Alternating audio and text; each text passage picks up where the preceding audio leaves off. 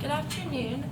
Today we will talk about the evolution of an odd-toed ungulate to a modern horse, and we're calling it horsing around with evolution. We'll start over here on the screen. So just to kind of set the stage a little bit, so this is the modern horse. What we know about it is that its average size is 4.7 to 6 feet tall in the wither, which means up to their shoulders, so that isn't including their neck or their head. And these are some common uses that we have for horses today. We use them for commercial uses. This is a picture in Central Park of little horse and buggies that people pay for to ride around. Here, they're used in an equestrian and racehorse sense today, and they're also used out west by cowboys and in movies for that sort of motif. So where they came from, though, is quite interesting. This video will show a comparative transition. There you go, go 30 fast. Okay, so this is our modern horse now that I was just talking about, 4.7 to 6 feet in wither, in a pastoral sense, eating on the grasslands. This is everything that we know about the horse today. But this small animal here, which we call an odd-toed ungulate, is where it came from. So if you see that size difference, it's quite incredible. And over here, this is our one-toed ungulate. From here to about here would be 20 centimeters, and that's how small they originally were back at its very original origins. So kind of what we know about ungulates. In the original sense, that's how large they were. This is what they looked like. They had an odd number of toes, so they didn't have hooves or anything like that. They had legitimate toes, and they lived in this sort of environment. So this is a very tropical, leafy, and moist environment. They kind of scurried around back and forth. They are what we call browsers, which means they browsed around on bushes, trees, on the ground, kind of eating, leaves, berries, whatever they could find. But it was more, they were searching for their food in different places. And if you come over here, we'll go to the next slide. These are examples of modern odd-toed ungulates. So we only have 17 species left, and they fall into 3 different categories. The first is the rhinoceros, the second is the tapir, and then the third is the horse and zebra family. So a few other characteristics of ungulates, to set the stage before we go more specifically into horses, is that, like I said, they have 1 to 3 toes, an odd number of toes. They're a group of mammals, and they specifically have an enlarged section of one of their intestines with a special bacteria that helps to break down different grasses that they eat in indigestion. And again, here's just a size comparison, our modern horse to our original ungulates, which was very surprising for us in our research. Okay, so like I said, these are the ungulates. These categories here, they are all different mechanisms of evolution that we found, evidence that really support why we see the transition from the ungulate to the horse. And the first is going to be fossils. So we first see a lot of fossilization with the teeth, and that's to do with the properties of the enamel of the teeth. They're the most conducive to fossilization. That's why we see the most of them today. But here is a fossil that we found of the original families of ungulates. As you can see, they have more dog-like legs rather than straight like a modern horse does now, a more curved spine. And we thought it was interesting. We found a lot of cave paintings of these different animals, and we also have one down here. And then in addition, with fossilization, this is the comparison of the different bone structures that they have found. So this is the original ungulate, like I said, more flexible dog-like legs. We have a more curved spine because they were smaller and bending over to find their food. Their spines were actually more rigid back then to kind of hold their form. They have turned into modern horses to be more spring-like, which provides for faster movements, longer distances, which we see in horses today. As you can see, the skeletons have remained somewhat similar. There have been a few points of evolution, but the biggest difference that we have seen is size in these animals as well. Okay, so the next thing we like to talk about are teeth and diet. Teeth and diet tie in a lot to how this animal became from such a small animal to such a big animal. and where they live and what they eat. So originally the ungulate lived in a forest environment, and this forest environment had a lot of different plants, so not too much grass, but a lot of different vegetation with fruits and other things like that. So their teeth were made so that they could be able to eat a lot of fruits or vegetables. So they had sharper teeth and a very smaller amount of teeth. Now, as we go into like the modern horse, we see their teeth have more molars. They are really big, thick molars that help for grinding grasses. So if you look at this video, we're going to see the part of the evolution of the teeth structure. But if we look here, these are your premolars, and these are where your new molars are going to be. But originally, the ungulate only had a very small amount of teeth in its mouth, because obviously it has a much smaller head than what our modern horse does now. Like, look at this modern horse's head compared to what a 20-centimeter animal would have had. Would have been probably a lot smaller than what this is. So if we look at what the teeth look like on a modern horse, like I said before, a lot of big molars. And these molars have a substance in them that's called cementum, which helps to let their teeth stay around a lot longer. As they started to make this transition to a more pastoral environment, they had to eat more grasses, and grasses have a mineral in them called silica, and silica is very glass-like, and which can really deteriorate your teeth. And so obviously them eating a lot of these, they had to make a transition so their teeth could be able to withstand their new diet. Also with their new diet, we have a harder digestion for these animals. So these animals had to get bigger intestines. You see how large these intestines, they span almost the entire of the abdomen. And so that it takes a lot longer for these grasses to digest, so they need a longer and larger intestine. So obviously their body has to get larger to accommodate these larger intestines. And here we have the transition of teeth. So this is the original teeth from the Eohippus, which is the very smallest horse we have. So like I said before, very small amount of molars, not as many teeth as we see in a horse now, and you still see these smaller, sharper teeth in the front. And so these are the next horse, the Myohippus, and you see more molars. We don't see as many of those smaller teeth anymore. And here, like I said, their molars are starting to get a lot larger with a bigger surface area to be able to grind more of these grasses. And it just continues here until we get to the modern horse, where we see like the original tooth that was used for eating these fruits is almost gone. It's very, very small, so almost completely obsolete. Now we talk about legs and toes. So obviously with this growing structure, we have to get bigger legs to support this structure. The original horse had these very, very, very small legs, obviously with being 20 centimeters big. And so we see this evolution of the leg from this very small to a very, very large structure that probably comes to about right here normally.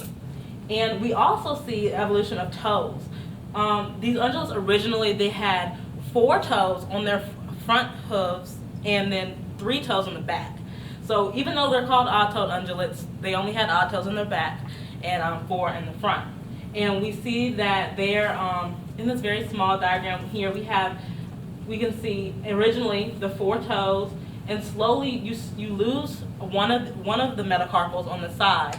So then it's only 3, and the horses started to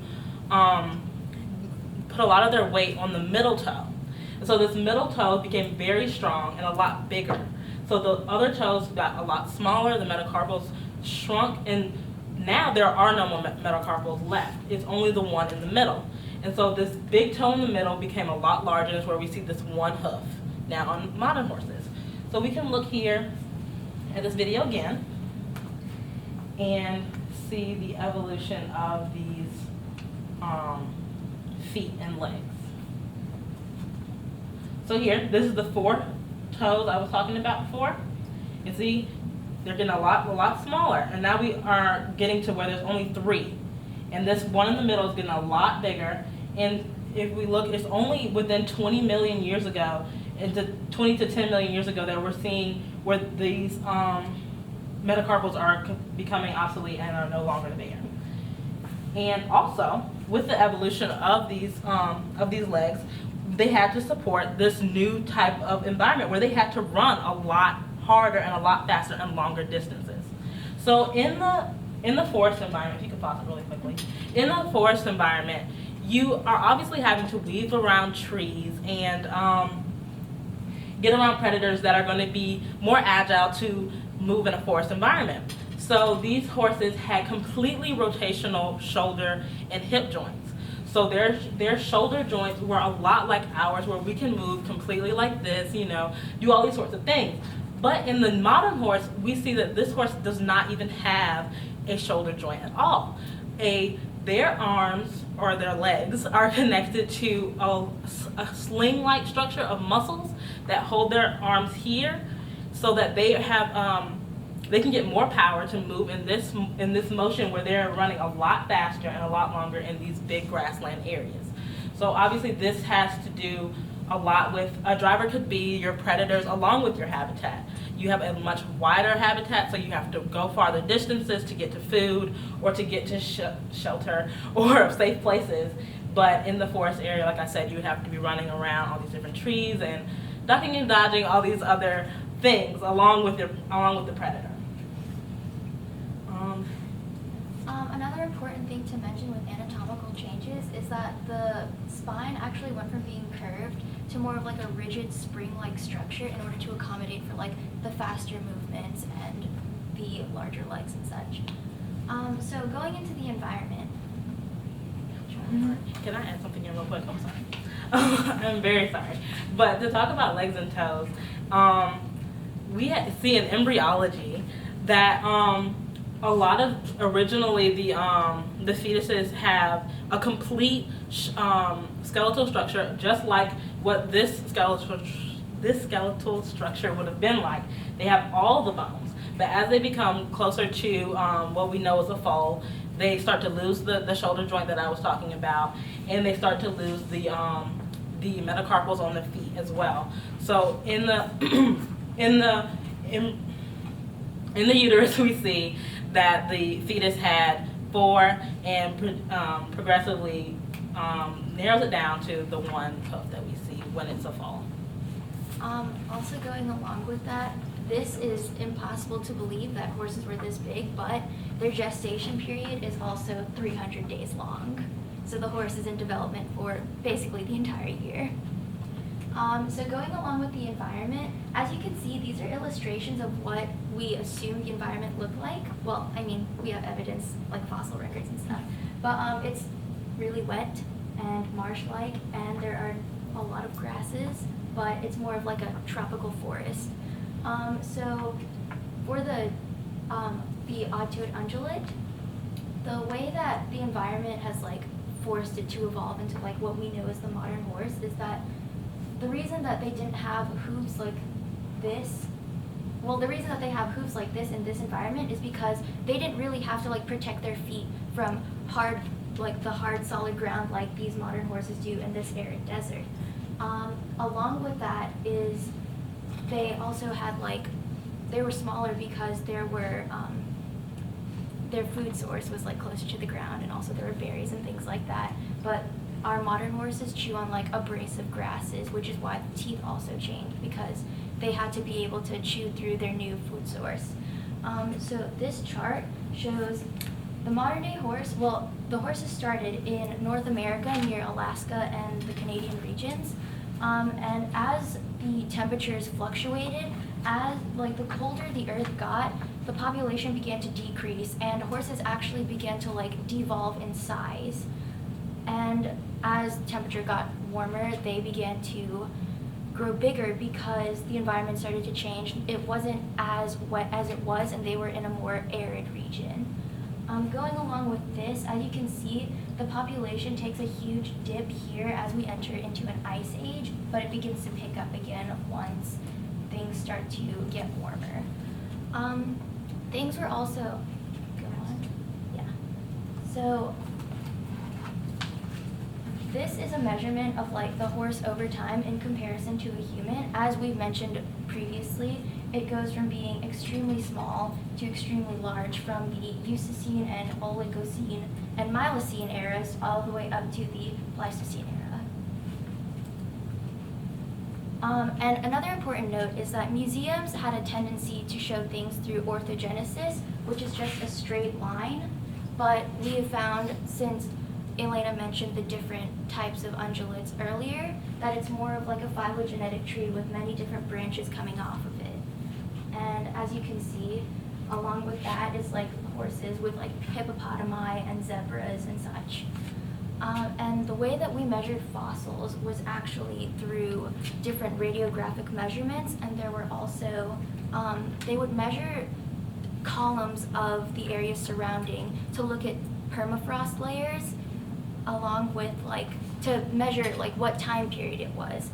And they also did fluoride monitoring, where they would examine like the fluoride in the teeth in order to like determine diet, time period, actual climate, and things like that. Thank you. Any questions?